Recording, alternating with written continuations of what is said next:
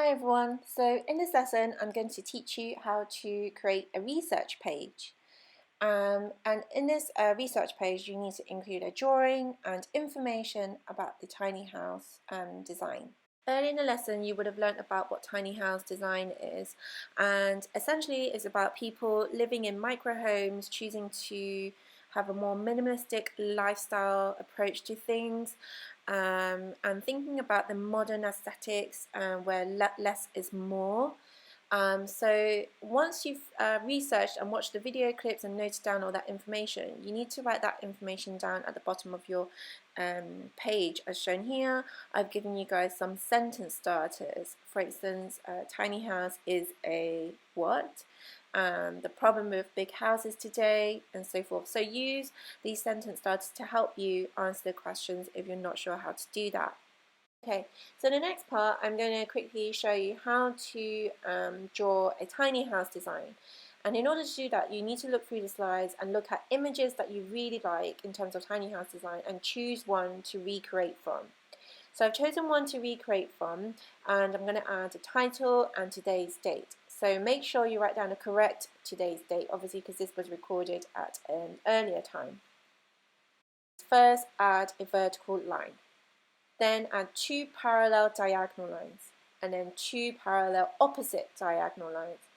Any lines going in a similar direction, you need to make sure that they always are parallel. So as you can see, a lot of diagonal lines are going towards the left, they are all parallel to each other. And all other parallel lines that's going towards the right, again, they are also parallel to each other. Parallel lines means when lines are going in a similar direction, they would never meet. So make sure when you're drawing that you are applying control and accuracy, making sure that those lines would never meet.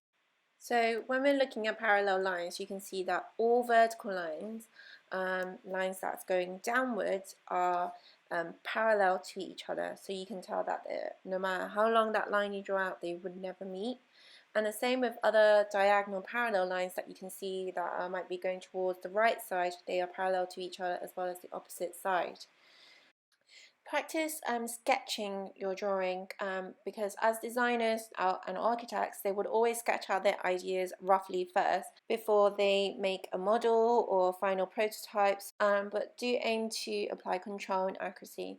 So in this case, you don't need to use a ruler just yet. Look carefully, be observational when you're drawing your tiny house design, so that way it's drawn in an accurate level. Follow the direction where the line is going. Okay, so once you finish drawing the tiny house design, start annotating it. So what is it made out of? For instance, wood.